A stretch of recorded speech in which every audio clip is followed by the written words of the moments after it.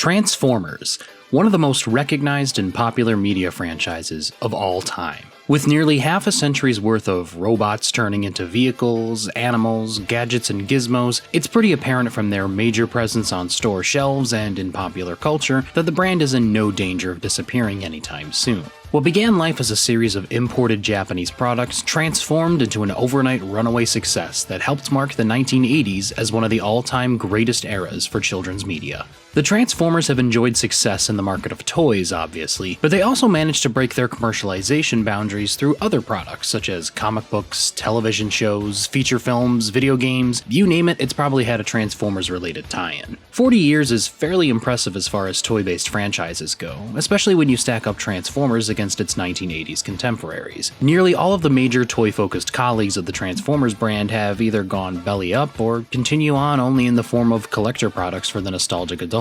So why then does Transformers continue as it was? What is it about this specific brand that causes it to stay relevant to the times? In this video, we're going to be talking about the Transformers franchise, from its roots in unrelated Japanese toy lines to the current evergreen property we see today. Like most phenomenon, it all began with a scattershot of ideas.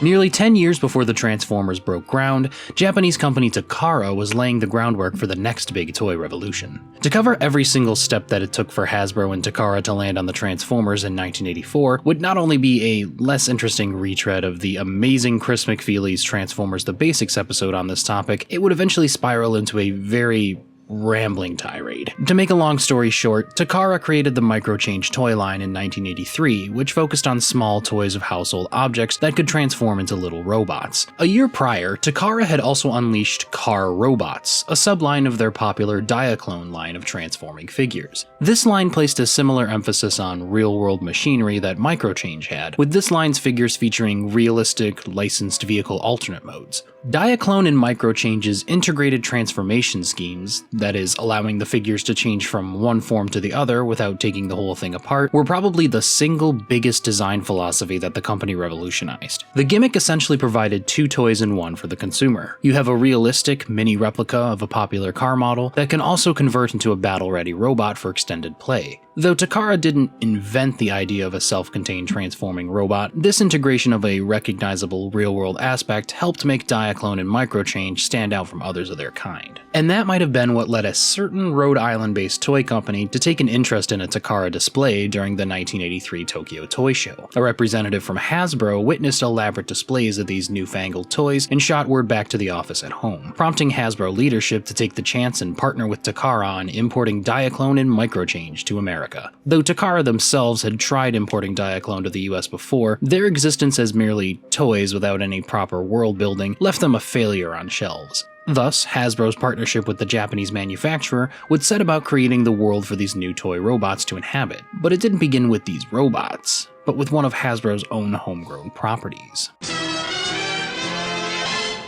In 1982, Hasbro had massive success in rebooting its G.I. Joe franchise with a bold new look for a brand new audience. Shrinking the original dolls to 3 3/4-inch scaled figures with vehicles and playsets, G.I. Joe expanded its universe beyond simple Army Men dolls. Hasbro's advertising partner Griffin Bacall and comic book publisher Marvel Comics teamed up to create G.I. Joe, a Real American Hero, the brand new iteration of the franchise, which told the story of the titular military organization fighting against the worldwide terrorist group Cobra. This way of advertising, sold through the toy's packaging biographies, a comic series by Marvel, and a cartoon by Griffin Bacall's animation studio Sunbow, fleshed out the new figures, giving them distinct personalities and characters. Though G.I. Joe wasn't the first toy line to feature extensive story-focused advertising, it was one of the biggest success stories of the 1980s, mostly thanks to the recent deregulation of television advertising. Its game plan would be copied almost verbatim for this new transforming robot series, which Griffin Bacall had coined the Transformers. The story featured the exploits of the heroic Autobots and the evil Decepticons, two waging factions of a race of alien robots that traveled to Earth to continue their conflict. With a new name from Griffin Bacall and a story and characters inked by Marvel staff Bob Budiansky, Denny O'Neil, and Jim Shooter, Hasbro's new robot-focused toy line was gearing up to be an immense new undertaking. And come the year of 1984, Hasbro officially launched the Transformers franchise to the world, with the first year of toys alongside a 4-issue miniseries from Marvel and a 3-part cartoon premiere.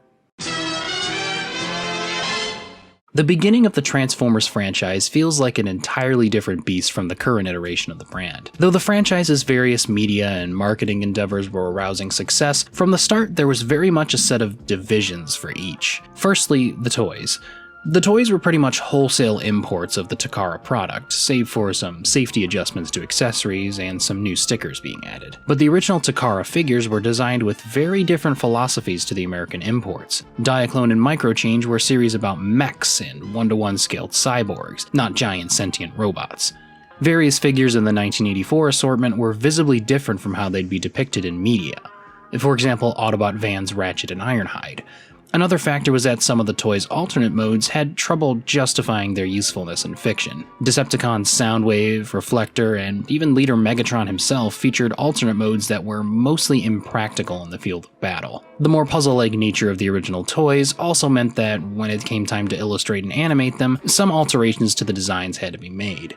Thus, we get characters that look unrecognizable from their released toys, and a whole assortment of models that seemingly morphed into their alternate modes rather than logically convert. But such is the way of animation. The comics at least tried to implement the toy designs in their stories at first, but gave up rather quickly. Even ignoring the visual differences between the mediums, the main divisions that immediately were apparent were the stories. Though the basic idea was the same, Autobots versus Decepticons, the way in which each medium told this story varied drastically. The original comic was much more mature in its tone, often filling its pages with increased drama and violence, placing a bigger emphasis on the inner politics of the two factions. The cartoon, on the other hand, was much more focused on maintaining a status quo, and gave the story more of a superhero-like tone, with the Autobots always saving the day from the Decepticons' latest scheme. These divides helped establish the idea that Transformers had its own individual continuities. Essentially, each iteration of the franchise would be able to tell its own stories in their own mediums without having to worry about syncing up to one another. The Marvel comic, for example, could kill off a character in its pages without having to worry that they were alive and well on TV. This divide of continuity especially helped the creatives behind these stories, as they could depict a character in whichever way they wanted, sometimes at great differences from each other. For example, the comic depiction of Shockwave was a stark contrast to his TV counterpart, with the former being a bitter rival against Megatron for leadership of the Decepticons, and the latter being a loyal and devoted follower. The continuity divide would not only be a boon to the creatives behind the scenes, but it would also be one of the biggest reasons the Transformers franchise has continued to remain dominant in the present day. Though the strict divide of toy, comic, and cartoon has been somewhat rendered obsolete in recent years, it paved the way for the franchise to shift its motivations beyond whatever toys Hasbro were cooking up. Regardless of its different storytelling approaches, the first year of the Transformers franchise was prominent for its introduction of some of the brand's most iconic and central characters. On the side of the good guys was the Autobot leader Optimus Prime. A firm believer in the right to freedom for all sentient beings,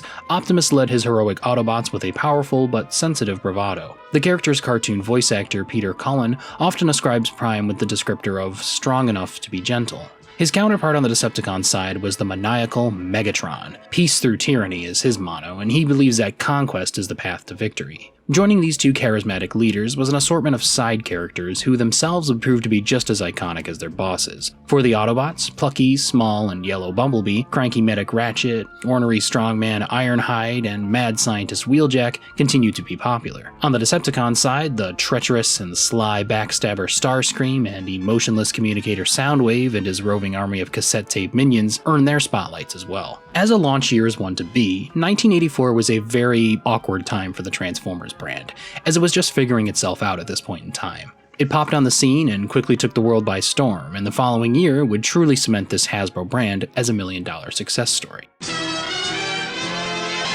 The undeniably massive success of the Transformers in 1984 saw the brand upgraded and expanded the following year in 1985. For the toy line, Takara's Diaclone and Microchange molds continued to be reused as new characters, massively expanding both factions' numbers. But not only were Takara ponying up new toys for the line, but other Japanese manufacturers as well.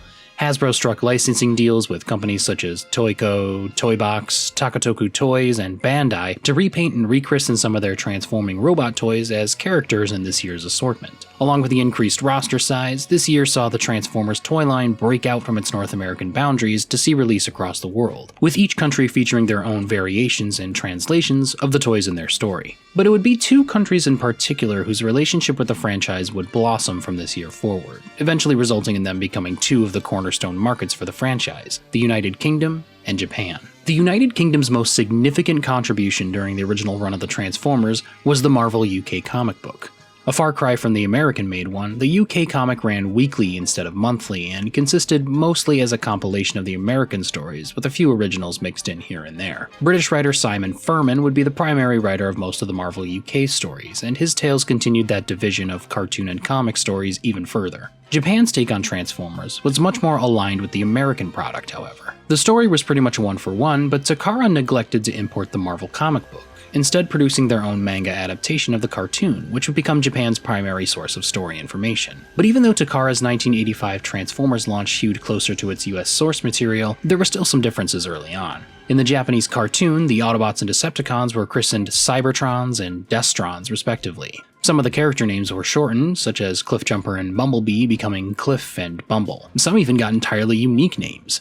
Jazz became Meister, and Optimus Prime became Convoy, among others. The lack of market isolation in Japan also meant that Takara could not release toys that were licensed from other Japanese companies, thus forcing some characters to be cartoon-only, with no tie-in product available. 1985 really cemented the Transformers as a viable, continuous brand throughout not just the United States and Canada, but the entire world. If you look at it one way, this year essentially housed 4 separate continuities all at once. The Marvel US comic, the US cartoon, the UK comic, and the Japanese cartoon. And all throughout these stories, new characters were being introduced to great acclaim and remembrance. 1985 shaped up to be one of the most monumentally impactful years for the brand, and we were still just one single year past its inception. 1986, however, would be the year that everything audiences knew about the franchise would be utterly shaken up.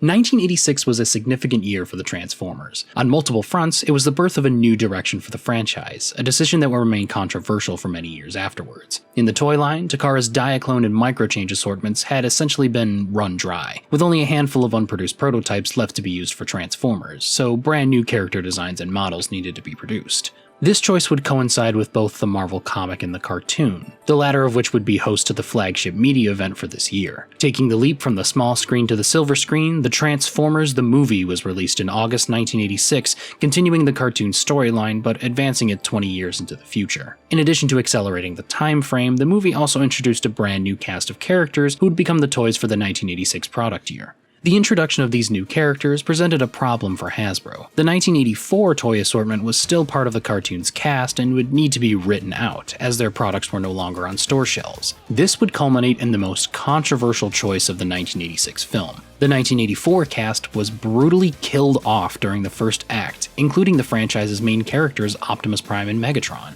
Hasbro had either no idea or simply didn't care that these characters were so beloved to the brand's loyal fanbase, and the treatment of them as mere products resulted in plenty of uproar, especially amongst the younger audience. This brutal massacre of old product was one of the major differences that the movie had over the cartoon. It was far darker, more mature, and featured a vast scope that took place over a handful of different planets in the galaxy, in a future that seemed distant at the time of release. The 1986 movie was also responsible for introducing a handful of important elements that would remain relevant and significant to the Transformers mythos years later. The Autobot Matrix of Leadership, a mystical talisman that signified the position of Autobot leader, the spacefaring monster planet Unicron, and the mysterious alien species the Quintessons, among other aspects. The movie was not a critical or commercial success in the United States, but it developed a cult following in the years since and remains a fan favorite to this day. Contrarily, in Japan, the 1986 movie didn't see a release, at least in this year. Instead, a direct-to-video special, Scramble City Mobilization, bridged the gap between the cartoon's modern-day setting and the movie's futuristic one. This special would be the first in a long line of differences between the Japanese arm of the Transformers franchise and the American one. But in both countries, 1986 would see the release of the third season of the original cartoon, just with the future years differing based on country, 2005 in America and 2010 in Japan. The third season followed the developments from the film, establishing the new Autobot leader Rodimus Prime and his attempts to step into the role of his predecessor Optimus. The Decepticons, now led by the crazed Galvatron, were somewhat reduced as central villains, instead sharing this antagonist spotlight with the Quintessons, who attempted to engage both sides for their own benefit. Season 3 was much more extravagant compared to the previous two, with a galaxy-wide conflict and much more science fiction-based storylines. It also expanded on much of the history of the Transformer race, especially the origins of their home planet Cybertron and its relationship to the Quintessons. To call 1986 a big year for the Transformers franchise would be a massive understatement. It was the first attempt by Hasbro to revitalize the brand with a bold new look and feel at the unfortunate cost of a cast of beloved characters. Thus, 1987 would begin a series of course corrections for the brand as its massive popularity began to dip downward. 1987 would see Hasbro attempt to correct some of the more ambitious mistakes of the prior year, beginning with the return of Optimus Prime to the cartoon series with a two-part Season 3 finale. In the toy line, Hasbro introduced an overarching series of play features to the brand, turning the focus away from the simple act of turning from vehicle to robot as the primary hook. Though the new gimmicks spiced up the toy assortment for 1987, the cartoon would not receive the same jolt. The original series would air a three-part finale, which introduced, at rapid and ridiculous pace, the 1987 characters to close off the English-speaking cartoon side of the franchise. In Japan, however, things continued in a much different way. Overseas, 1987 saw the first ever Japanese original cartoon series, The Headmasters, which continued the story from the third season in its own direction. Instead of a three-part finale, this was a whole new animated series that took a different approach to telling the 1987 story. It would be the first time Takara would truly separate the American side of the brand from the Japanese iteration, creating an assortment of stories that English-speaking audiences would be unaware of at the time of its airing. As Japan gained new television series to continue the Transformers story, North American and European audiences would have to subsist on their respective versions of the Marvel comic book. The book's monthly schedule meant that it didn't really have time to catch up with the cartoon's flash-forward approach, instead debuting the 1986 characters in a miniseries in 1987. The Marvel UK comic would depict these 1986 characters as time travelers, who traveled back in time to the present day to stop the evil Galvatron from altering history. As 1988 approached, things were not the same for the Transformers. What was once a mega hit in 1984 was now a staple in toy departments around the world, cultivating a legion of loyal fans, but not breaking boundaries as it had in the past. Toy and merchandise sales began to decline, and in an effort to pique interest in the brand again, Hasbro continued adding new and unique gimmicks to the toy line, for better or worse. 1988 also saw the first new toy of an older character in Power Master Optimus Prime. This strategy of utilizing older, popular characters to showcase new gimmicks for the toys would be the foundation for future marketing strategies for the brand. Japan's 1988 year for Transformers saw yet another new cartoon, Super God Master Force, which yet again gave its own spin on this year's product line. But it also heralded a new twist from Takara, original molds in its own toy line. The characters of Overlord, Metalhawk, and God Bomber were brand new additions to the original toy line from Takara. This year more than ever signaled to Takara that the brand potentially could survive without the direction of Hasbro. 1989 saw many different developments across the brand. In the English-speaking countries, Hasbro tried again to revitalize the brand with Micromasters, tiny 1-inch tall Transformers meant to compete with rival toy company Galoob and their popular Micro Machine brand. The returning character strategy continued with new versions of characters like Starscream, Bumblebee, and Grimlock. The Marvel comic continued in both the US and UK, but issue 55 of the American comic saw writer Bob Budiansky leave the title, with Marvel UK's Simon Furman coming on board to replace him, thus consolidating the two different continuities closer than before. Japan continued its own original content from Takara with Transformers Victory, the next new cartoon series, and its accompanying toy line, which consisted almost entirely of originally produced molds. Come 1990, Transformers had officially reached its twilight in the United States. Stiff competition from other competing toy lines like Teenage Mutant Ninja Turtles and the rise in home video game consoles saw the brand decline to unprecedented lows. Hasbro tried one last desperate gimmick change, but it was predictably a failure. And in 1990, Transformers was officially cancelled in the United States. The Marvel comic fared slightly better, continuing to see publication up until its own cancellation a year later in 1991, after an impressive 80-issue run. Japan wasn't faring that much better either. Transformers Zone, the 1990 iteration, didn't receive a full animated series, but one simple direct-to-video special. The toy assortment consisted almost entirely of repainted figures with scant few villains. It seemed that the beginning of the 90s was simultaneously the end of the original Transformers franchise. Takara managed at least 2 more lines of figures in the following years, but it too succumbed to low sales and low interest, placing their own iteration of the brand on ice as well.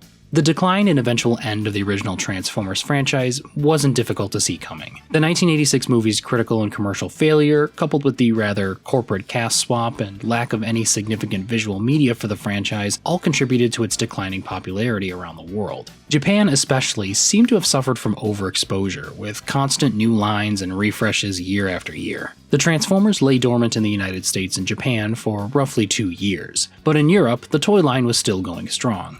Reissues of classic figures, coupled with brand new ones, gave Hasbro the thought that maybe the spark for the brand was still alive. In 1992, the Transformers brand returned to American store shelves under the new banner of Generation 2. This new moniker effectively rebranded the previous 8 years of story and product as Generation 1, or G1, a term which continues to see use to this very day by both Transformers fans and Hasbro themselves. Generation 2 started out as simple, rebranded, and repainted Generation 1 figures with new attachment gimmicks such as lights and sound features, firing missiles, and water cannons. Eventually, the toy line pivoted to original products and characters, but the major items on the line were still relegated to iconic characters such as Optimus Prime and Megatron. As the years progressed, the G2 toy line started to focus more on articulation, giving its figures ball joints, swivels, and hinges to increase posability and playability to greater heights than its G1 predecessors. But despite the engineering revolutions going on behind the scenes, G2's slew of gimmick-heavy toys with wild and crazy color schemes wasn't enough to really get the Transformers brand going again in America. In 1995, the line was ended with production of future Transformers product shifting to recently acquired Hasbro subsidiary Kenner. Generation 2's ultimate undoing was, again, the sheer lack of any noteworthy media tie-ins. The G2 cartoon consisted entirely of repackaged G1 cartoon episodes, just with flashy CGI transitions and intros. The G2 comic book continued off from the original Marvel run, but it only ran 12 issues, unfortunately coinciding with the comic book crash of the 1990s. Even in Japan, G2 wasn't very successful. The line lasted less overseas, starting 1995 and ending in the same year. Takara essentially discarded Transformers for some time after this, instead looking towards other transforming robot franchises like Brave in the meantime. The simple fact is that G2 wasn't the kick in the pants the Transformers franchise needed after G1's cancellation. It was pretty much more of the same. Same characters, same toys, same story. There wasn't really anything super special about it compared to its predecessor, nor did it try to capitalize on current market trends with the Transformers flavor. 1996 was deemed to be the last-ditch effort from new acquisition Kenner to bring Transformers back to where it was prior. Little did Hasbro expect that their small subsidiary would end up creating the reboot necessary to not only bring Transformers back to the mainstream, but truly revitalize it for a brand new generation. In 1996, Transformers was jump-started from near death with the wildest iteration of the franchise yet. No longer were they robots who turned into vehicles and other machinery, now the robots in disguise turned themselves into mammals, reptiles, and insects. The Beast Wars had begun. Beast Wars would be accompanied by a massive style shift to the Transformers brand. Gone were the blocky, Japanese super robot-inspired designs of Generation 1 and 2. These newer robots had more organic looks, with vicious silhouettes that called to mind the extreme style of 1990s action franchises. The toys themselves built upon the foundations of late G2 product, utilizing ball joints and other extensive methods of articulation to give the characters more playability and posing power than before. Categorically, Beast Wars also introduced the concept of size classes to the Transformers franchise. This allowed for a larger assortment of characters to be released to toy shelves with a brand new wave distribution system. For example, stores would be able to stock a full wave of 4 basics, 3 deluxes, and 2 megas and ultras, each a unique character. In addition to enhanced articulation, the Beast Wars toy line focused primarily on gimmicks specific to each toy. Some, like the initial assortment of basics, had spring-loaded auto transformations, while others featured alternative heads, firing missiles, water-launching features, hidden weaponry, the list goes on. Nevertheless, Kenner's extreme style shift and swath of gimmicks would be a huge risk for the franchise. If it failed, Transformers may never again see the light of day. Thankfully, Beast Wars wasn't just a big hit, it was a huge success.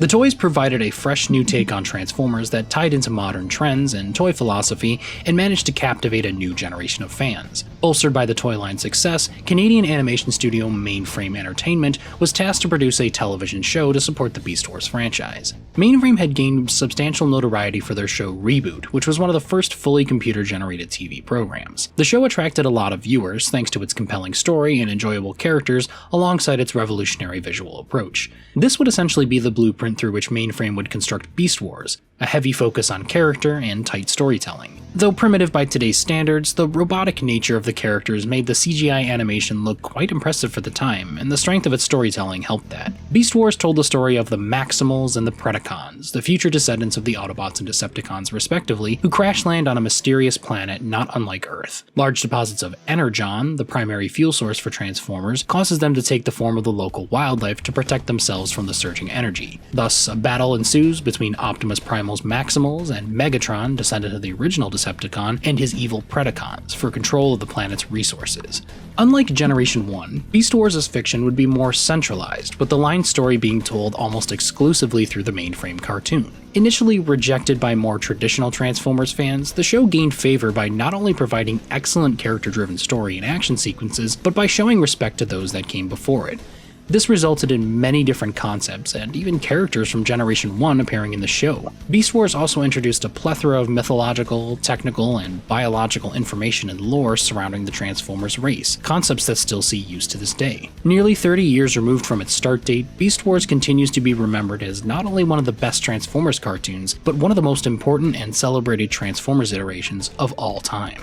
In Japan, their importation of Beast Wars was a different, beast altogether. Airing in 1997, the Beast Wars cartoon was explicitly a comedy, with the cartoon being dubbed over with goofier voices and wackier scripts, playing up the humor and pandering to the cartoon's younger audience members. The second and third seasons took a bit longer to travel overseas, and in the interim, Takara produced 2 original anime, Beast Wars 2nd and Beast Wars Neo, both accompanied by original characters and toys produced specifically for Japan, thus continuing Generation 1's trend of the Japanese and American sides of the franchise telling unique takes on the current line's story. Back in America, and much of the English-speaking world at that, Beast Wars continued to dominate store shelves through 1997 and 1998. New gimmicks like Fusors, Transformers with hybrid beast modes, and Transmetals, vacuum-chromed and more technological-looking figures, were added to the toy line, which continued with strong sales up until its end in 1999. Around this time, the internet was growing much more prominent, prompting the creation of a more centralized Transformers fandom than ever before. Usenet groups and email chains would become the central hub for fans to discuss not only the current Beast Wars franchise,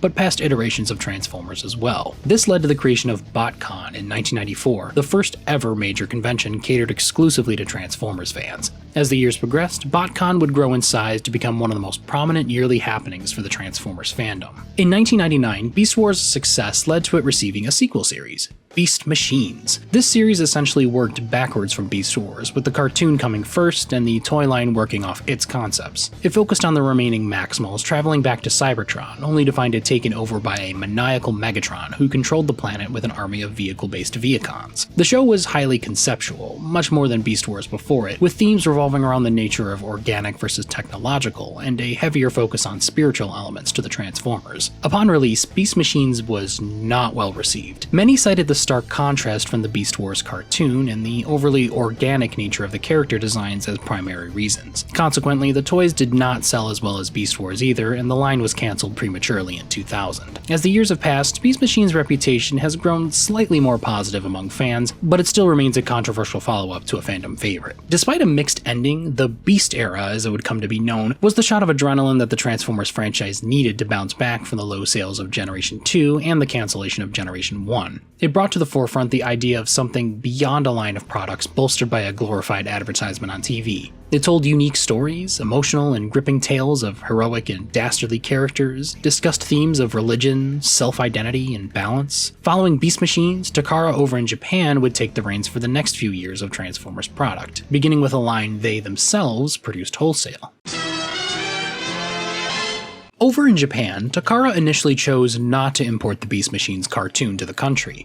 Instead, the company decided to alleviate the declining sales of Beast Wars product by producing an all-new original series that took Transformers back to its vehicle-focused roots. Titled Transformers Car Robots, in homage to the original Diaclone subline, the series saw the heroic Fire Convoy lead a team of Autobots against the maniacal Gigatron and his Predacon forces. This new iteration of the franchise was depicted as a distant future from the original G1 cartoons continuity. At least in Japan, that is. When Hasbro imported car robots into their markets, they instead chose to make the series the first true reboot of the Transformers franchise, ignoring all prior franchises and continuities in favor of a brand new cast of characters. Fire Convoy and Gigatron became new versions of Optimus Prime and Megatron, unrelated to their original incarnations. This reboot was a hit in America, rechristened Transformers Robots in Disguise, and the brand rebounded from its new millennium slump.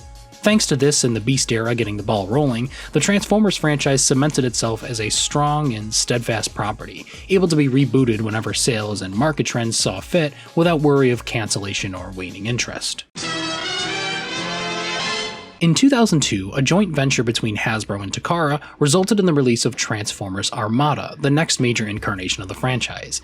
Yet another reboot, this series focused on a new gimmick, the Minicons, smaller Transformer characters who could link with their larger counterparts to unlock new abilities and weaponry. Inspired by the early 2000s anime boom and collect-them-all franchises like Pokemon, Armada's style and approach garnered it massive success, rivaling even Beast Wars in terms of reach and staying power. For its tentpole media, the cartoon series, Armada was produced in Japan and imported into America with an English dub. Though it's rather erroneous to say that Armada was a purely Japanese production, it's undeniable that the anime style and influence on this iteration, and Robots in Disguise before it, characterized this time period for Transformers as a very Japan-influenced period.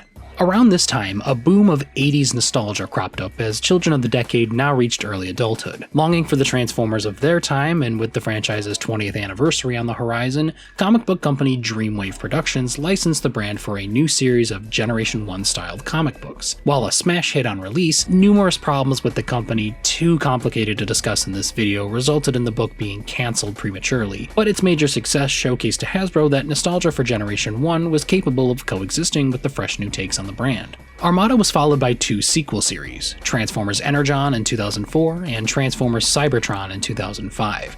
Together, fans christened the series the Unicron Trilogy due to the eponymous monster planet's involvement in each installment. Though the Unicron Trilogy ended in 2006 with Cybertron's finale, its steady success through the mid-2000s showcased the Transformers brand's longevity and staying power on toy shelves and television screens. The Dreamwave comic book also showcased a warm remembrance for the franchise's halcyon days and the sizable adult fandom that had sprouted from it. Thus, a new norm began to form around 2006 with the launch of both a new Generation 1 comic book series from IDW Publishing and Transformers Classics, a supplemental toy line focused on reimaginings of classic G1 characters. The comic and toy line's strong sales and coexistence alongside Cybertron confirmed to Hasbro that the new main general audience line of the franchise could exist side by side with the nostalgic collector-focused areas, a split that continues to exist today. These two elements would congeal and solidify with the Transformers franchise's next big leap forward, a return to the big screen and a jump from animation to live action.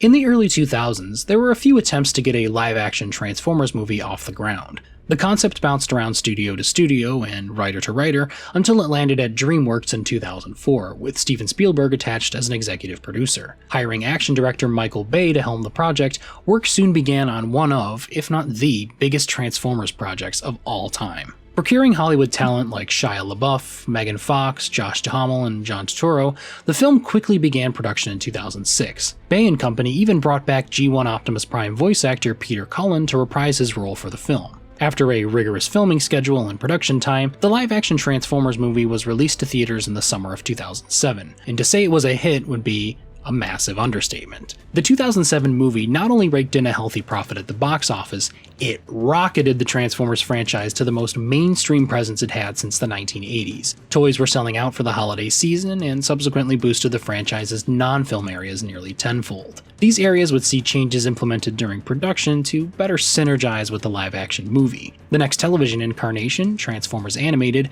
replaced two of its initial robot cast choices with Bumblebee and Ratchet, two central Autobots in the movie. Also added was the magical Allspark, the life-giving artifact from which all Transformers originated and the film's central MacGuffin. IDW Publishing even altered its main comics art style to sync up with the more technologically complex designs seen in the film. Needless to say, the 2007 movie was one of the most instrumental happenings in the history of the brand. Generation 1 created it, Beast Wars saved it, the Unicron Trilogy cemented it, and the live-action movie propelled it. The live-action movie's realism approach would carry over to the Transformers brand for the foreseeable future following the first film's release. The modern anime stylings of the Unicron Trilogy before and the vintage super robot style of G1 would be replaced with an emphasis on licensed vehicles, grittier war elements, covertness, disguise, and espionage. Paramilitary organizations dedicated to hunting and studying Transformers as an alien race would become a frequent inclusion in future media. With the boost in popularity and global recognition, a sequel was quickly set for production, and Transformers Revenge of the Fallen would be released in 2009 to less than ideal reviews. Citing the Writers Guild strike of 2007 to 2008 as a major factor in the film's low quality,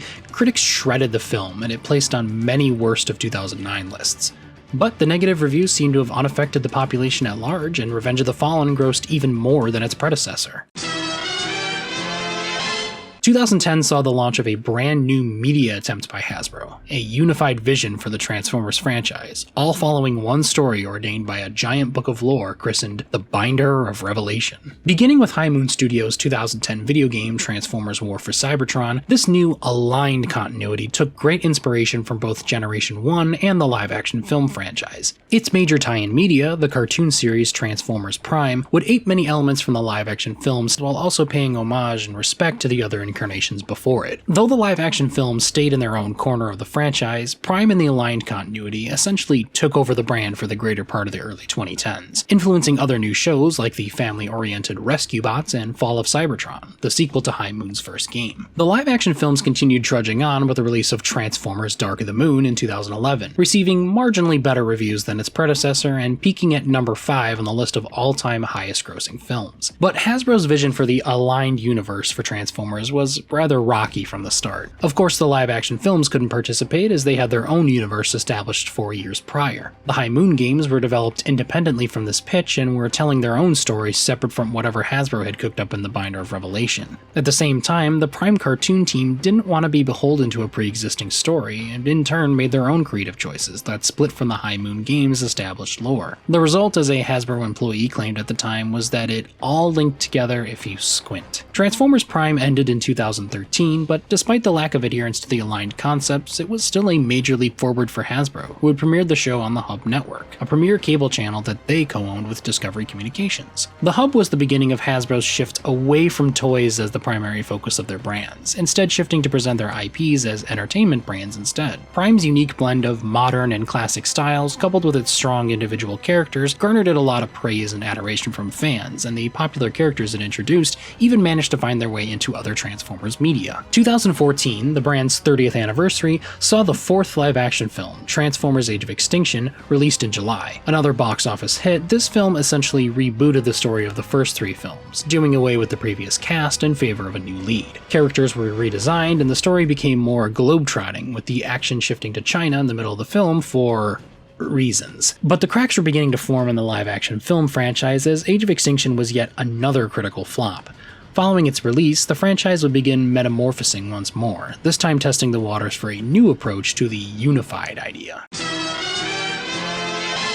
Despite Prime's ending, the show received a sequel series in 2015, yet another show called Robots in Disguise. This show followed a new crew of young Autobots led by Bumblebee as they sought to capture the escaped Decepticons of a crashed prison ship. Shifting away from the more movie-styled and darker tones of Prime, RID-15, as it was known, was more lighthearted and slightly more toy-referential, whereas Prime put the cartoon first and the toys second. While RID-15 and the aligned continuity were continuing on as best they could, the more adult-oriented collector-focused side of the franchise had continued thriving since its inception in 2006. After Classics came Universe, widely referred to as Classics 2.0, and then Generations, which persists to this day. These legacy lines focus primarily on new figures of older characters, expanding their reach to not just G1, but to the entire franchise. Universe saw figures based on Beast Wars and Armada characters, and Generations' early days even plucked characters characters out of the old Marvel comic as well. The franchise's 30th anniversary celebration, Thrilling 30, saw a complete reinvigoration of Generations, expanding the line's offerings across multiple size classes and dozens of different iterations from the franchise. Generation 2, Beast Wars, Robots in Disguise, the IDW comics,